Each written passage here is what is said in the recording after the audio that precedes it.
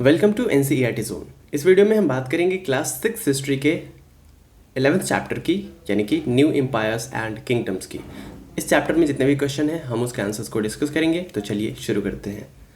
सबसे पहला क्वेश्चन है स्टेट वेदर ट्रू और फॉल्स। आपको बताना है कि इसमें से कौन ट्रू है कौन सा फॉल्स है। पहला स्टेटमेंट है हरिसेना कंपोज्ड प्रशस्ति इन प्रेज ऑफ गौतमी पुत्र श्री सतकर्णी।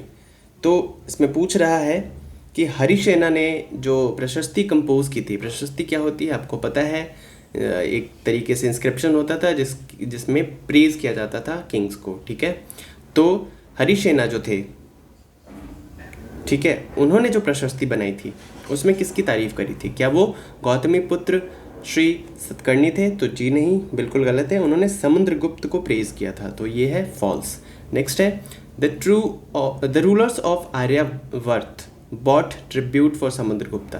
क्या जो रूलर्स थे आर्यावर्त के वो समुद्रगुप्ता के लिए ट्रिब्यूट लेकर आते थे? तो जी नहीं, ये भी फॉल्स है। नेक्स्ट है देयर वर 12 रूलर्स इन दक्षिण पंथ। जो दक्षिण पंथ थे उसमें कितने रूलर्स थे? 12 थे। तो जी हाँ, 12 रूलर्स थे और ये सही है, ट्रू है। नेक्स्ट है Taxila and Madurai were important centers under the control of Gupta rulers. जी नहीं, फॉल्स है ये आंसर। नेक्स्ट है Aihole was the capital of Pallavas. क्या आईहोल पल्लवास की कैपिटल थी? तो जी नहीं, आईहोल चालुक्यास की कैपिटल थी, तो ये भी फॉल्स है। नेक्स्ट है local assemblies functioned for several centuries in south India. जो लोकल असेंबली थी उन्होंने बहुत सालों तक, बहुत शताब्दियों तक, बहुत सेंचुरीज तक साउथ इंडिया में फंक्शन किया, तो ये ट्रू है। नेक्स्ट क्वेश्चन की तरफ बढ़ते हैं। नेक्स्ट क्वेश्चन है mention 3 authors who wrote about Harshavardhana. Harshavardhana के बारे में 3 ऑथर्स ने लिखा है, वो कौन कौन से थे? तो वो थे 3 authors who wrote about Harshavardhana are Banabhatta, Xuanzang and Ravikirti. इन तीनों ने हर्षवर्धना के बारे में लिखा है। और हर्षवर्धना के बारे में जो बाणभट्ट ने लिखा है हर्षचरित, वो काफ़ी इंपॉर्टेंट बन जाता है। बहुत टाइम ये पूछ लिया जाता है कि हर्षचरित की रचना किसने की थी? Who wrote Harshacharita? तो बाणभट्ट। ठीक है, बाणभट्ट इंग्लिश में, हिंदी में बाणभट्ट, जो भी आप जैसे प्रोनाउंस करना चाहें। नेक्स्ट क्वेश्चन है what changes do you find in the army at this time. Army में क्या चेंजेस आने लग गए थे? तो आंसर है The changes which we find in the armies of this time are the presence of military leaders who provided the king with troops। ठीक है, क्या चेंज था उस समय? मिलिट्री में लीडर्स आने लगे थे, लीडर्स को अपॉइंट किया जाने लग गया था जो किंग को ट्रूप्स प्रोवाइड कराते थे whenever he needed them, जब भी उन्हें ज़रूरत पड़ती थी।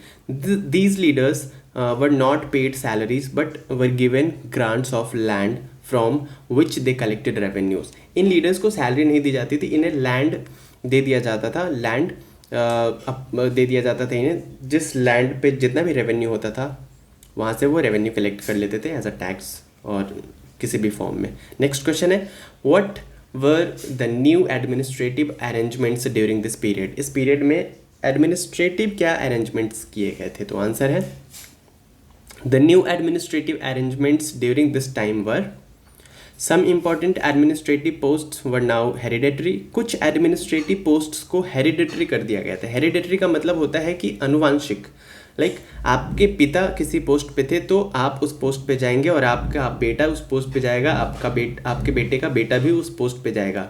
एक तरीके से कह सकते कि बपौती इसको कहते हैं, है ना। बपौती है मतलब मेरा बाप था तो मैं भी वही करूँगा, उसी पोस्ट पे जाऊँगा। जैसे जिसे अभी कहते हैं नेपोटिज्म, तो उस टाइम भी ये नेपोटिज्म चलता है। जैसे कहते हैं ना बॉलीवुड में नेपोटिज्म है, हीरो का बेटा हीरो बन जाता है, तो उस टाइम भी यही कर दिया गया था। Some important administrative posts were hereditary. Next sometimes one person held many offices. कभी कभी एक ही पर्सन के पास बहुत सारे ऑफिसेस दे दिए जाते थे। जैसे अभी भी होता है कभी कभी कि एक ही मिनिस्टर होम मिनिस्टर भी बन जाता है, उसे साथ में किसी और डिपार्टमेंट का भी मिनिस्टर बना दिया जाता है। लाइक फाइनेंस मिनिस्टर बना दिया गया या एग्रीकल्चर मिनिस्टर बना दिया गया। तो उस टाइम पे भी ये हो गया था कि sometimes one person held many offices. Important man and had a say in local administration. और इंपॉर्टेंट मैन जो थे उनकी चलने लगी थी लोकल एडमिनिस्ट्रेशन में। नेक्स्ट क्वेश्चन है what do you think Arvind would have to do if he was acting as Samudragupta. Arvind एक लड़का है जो कि अगर समुद्रगुप्त की एक्टिंग उसे करनी थी स्कूल में तो उसे क्या करना था, करता वो। तो if Arvind was acting as Samudragupta he would have to appear as warrior, poet and musician.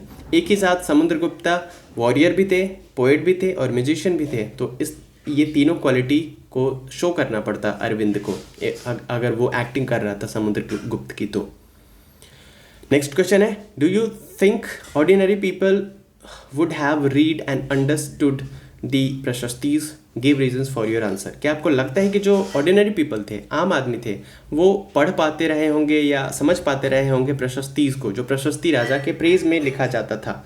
तो आंसर है no, ordinary people could not have understand the prashastis, this is because they were written in Sanskrit.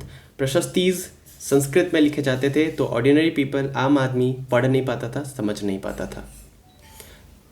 इस चैप्टर में इतने ही question थे, हमने discuss कर लिया है। वीडियो देखने के लिए thank you very much. Like करिए, शेयर करिए, कमेंट करिए और अपने सब्सक्राइब भी कर दीजिए। साथ में आप हमारे इंस्टाग्राम पेज पे भी हमें फॉलो कर सकते हैं @NCERT Zone के नाम से।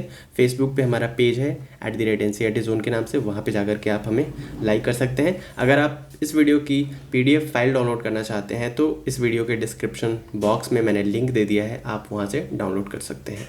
मिलते हैं नेक्स्ट वीडियो में। Till then bye bye, take care, stay home, stay safe.